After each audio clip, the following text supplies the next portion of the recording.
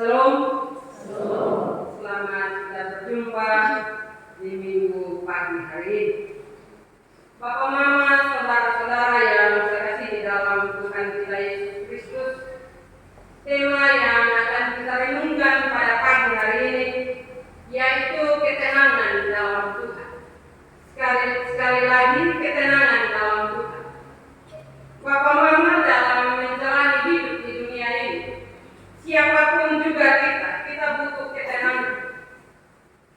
Karena ketika kita tidak tenang, ketika kita tidak nyaman, maka hati kita juga akan mempengaruhi kehidupan kita. Kita akan stres, kita akan mengalami kesedihan, ketakutan, dan berbagai rasa ada dalam kehidupan kita, sehingga membuat kita ketika kita melaksanakan tugas dan aktivitas kita, semuanya juga itu akan berantakan karena kita tidak tenang. Karena itu Bapak, Mama, pagi hari ini kita belajar dari kebenaran firman Tuhan, yaitu kitab pertama Petrus pasal 4 ayat 7 hingga ayat yang ke-11, di mana Rasul Paulus menulis surat ini kepada orang-orang Kristen yang ada di perantauan, yaitu di Pontus, Galatia, Kapadokia, Asia Kecil, dan juga di Bitinia.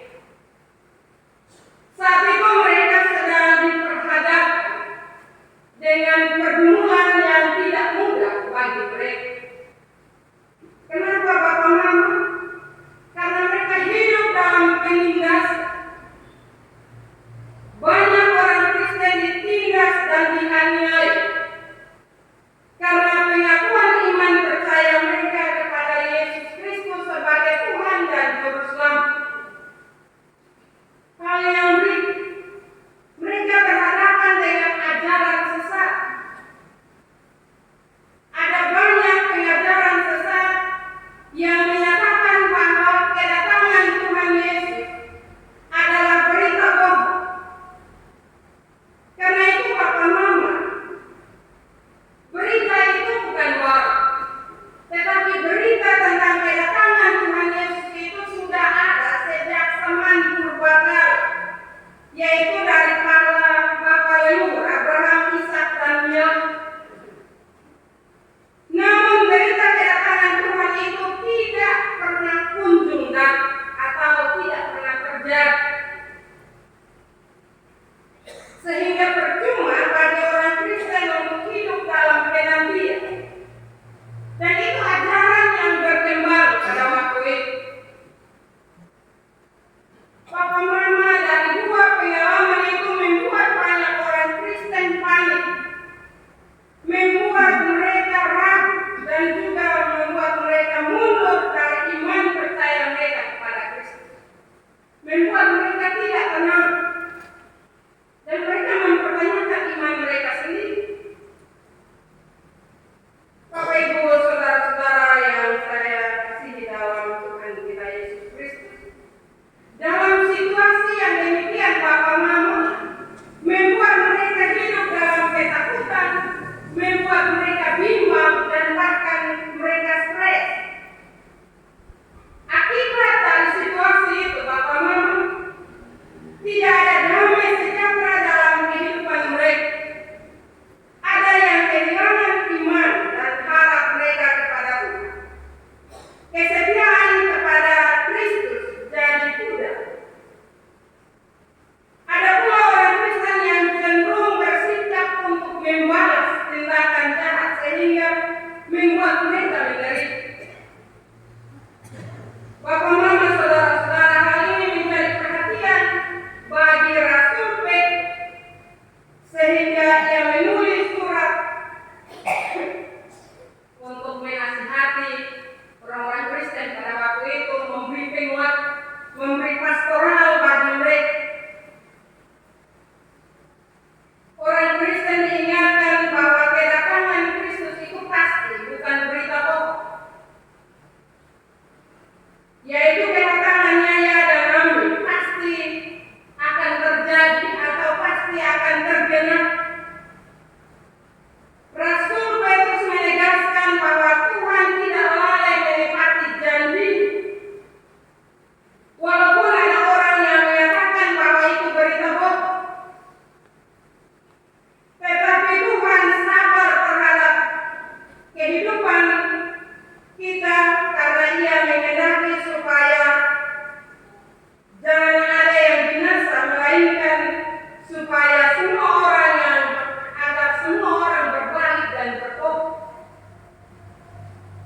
sehingga kedatangannya seperti tidak akan terjadi.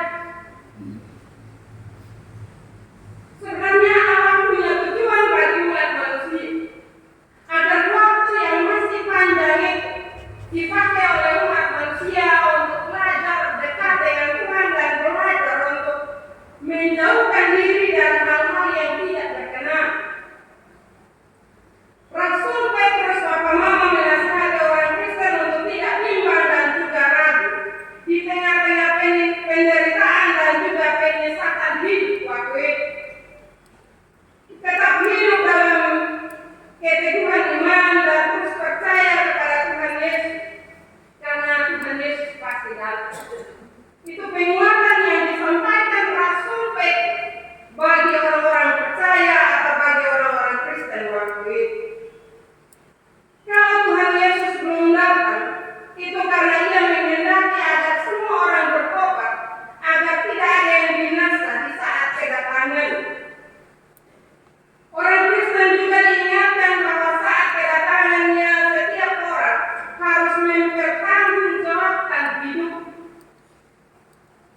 Karena itu setiap orang Kristen harus mampu menguasai diri dalam berbagai keadaan.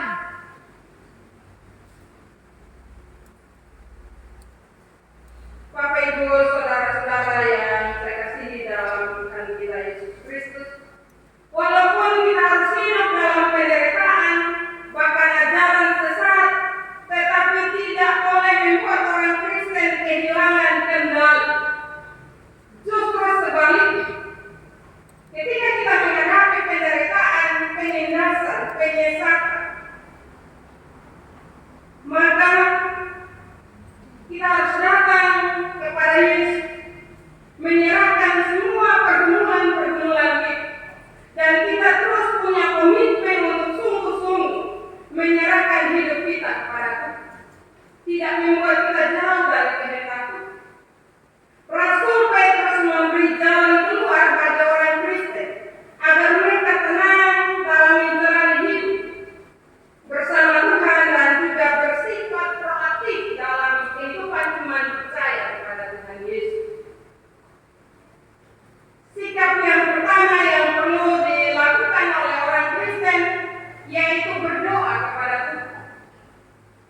Bapak Mama saudara-saudara yang dikasihi Tuhan, berdoa ini sepertinya mudah ketika kita ucapkan, tetapi pelaksanaannya dalam menjalani hidup ini, doa akan menjadi sesuatu yang sulit dan juga berat untuk kita jalani.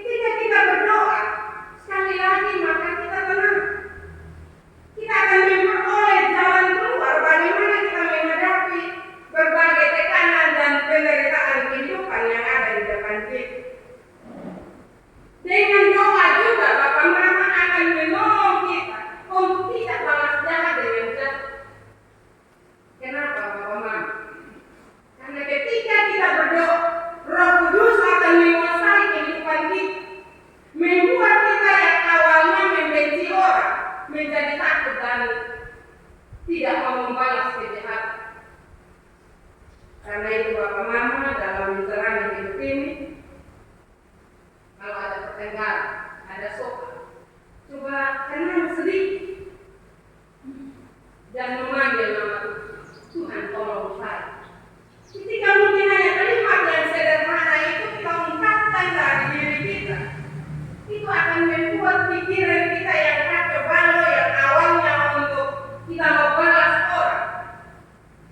Roh Kudus akan bekerja dan akan menyenangkan kita. Karena itu marilah Papa Mama dalam menjalani hidup ini selalu kita pertaruhkan hidup kita dan pergumulan kita kepada Tuhan.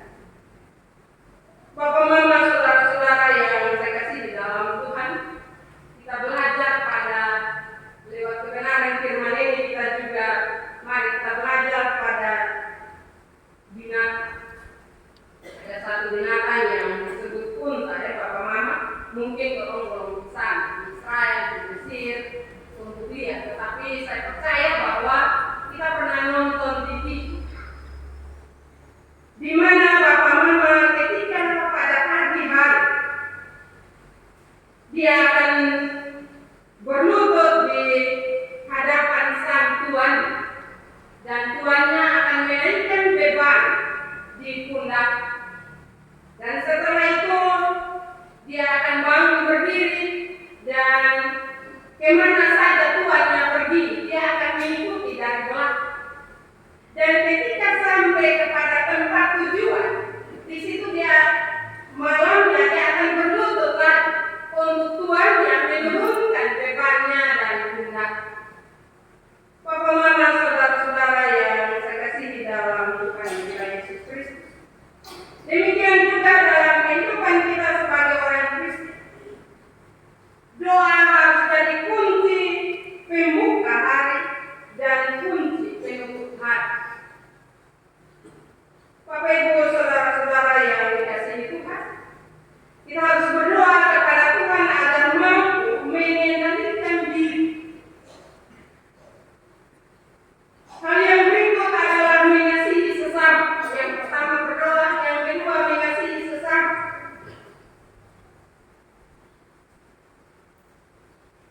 Dalam menjalani hidup ini, Bapak Mama, walaupun kita ada dalam penderitaan, namun kita harus tetap mengasihi satu dengan yang lain. Kenapa Bapak Mama? Sebab kasih menutupi banyak dosa.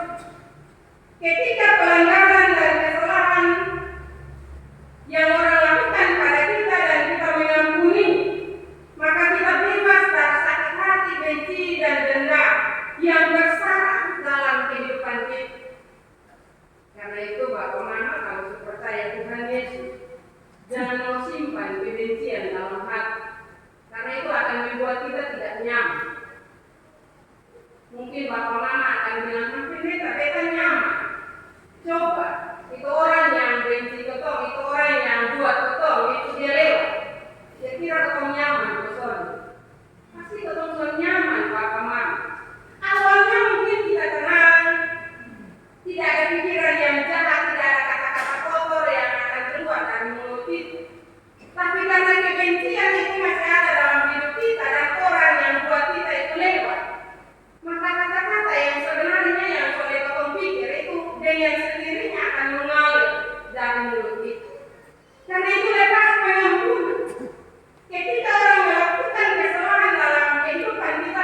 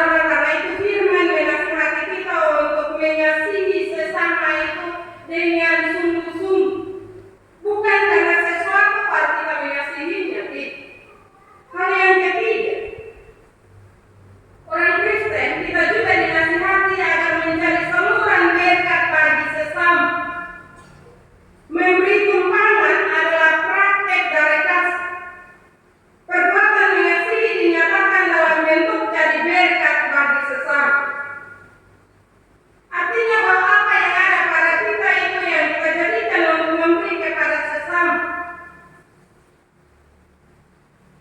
Pasti kita bilang, kok potong hidup susah masih banyak orang lain karena.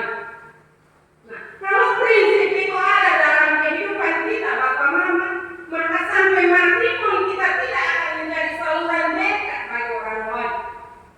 Ada hal-hal kecil yang perlu kita lakukan dalam kehidupan kita agar kita menjadi saluran berkat. Berkat itu bukan saja materi, Bapak Mama, tetapi ketika kehidupan kita hidup sesuai dengan kehendak Tuhan, orang lain melihat dan itu kita menjadi saluran berkat. Karena itu Bapak Mama, dalam kehidupan kita sebagai orang Kristen, jadilah saluran berkat bagi orang lain. Kalau ada hal-hal baik dalam diri kita yang bisa kita lakukan bagi orang lain, lakukan itu, jangan tahan. Atau jangan berdiam diri. Bapak Mama, saudara-saudara yang saya kasih dalam Tuhan kita Yesus Kristus, jadikanlah kehidupan kita sebagai sumber berkat bagi sesama. Percayalah Tuhan akan membuka pintu berkat bagi diri kita. Hal yang keempat adalah giat melayani pekerjaan Tuhan dengan karunia yang Tuhan beri. Setiap orang Kristen Tuhan anugerahkan karunia. Ada karunia berbicara, ada karunia nasihat, ada karunia berkhotbah, dan masih ada banyak karunia. Ketika kita masak dan orang lain makan enak, itu juga merupakan karunia. Ketika kita melakukan sesuatu dan orang lain melihat bahwa itu sebuah kebaikan, itu karunia. Mama-mama di rumah itu merupakan sebuah karunia. Anak-anak di sekolah, kerja di kantor, atau di mana saja kita melakukan itu karunia. Karena tidak semua orang ramah satu karunia, tidak Bapak Mama. Tidak semua orang mendapat karunia yang sama. Tuhan sudah kasih kita talenta masing-masing atau karunia masing-masing. Tuhan tidak saja menciptakan kita, tetapi melengkapi kita dengan karunia. Karena itu jangan melemahkan karunia yang Tuhan beri dalam kehidupan kita. Lebih banyak kita melemahkan karunia-karunia yang Tuhan bagi kita atau Tuhan kasih bagi kita. Karena itu marilah Bapak Mama, dalam hidup yang Tuhan masih beri ini, giatlah melayani pekerjaan Tuhan.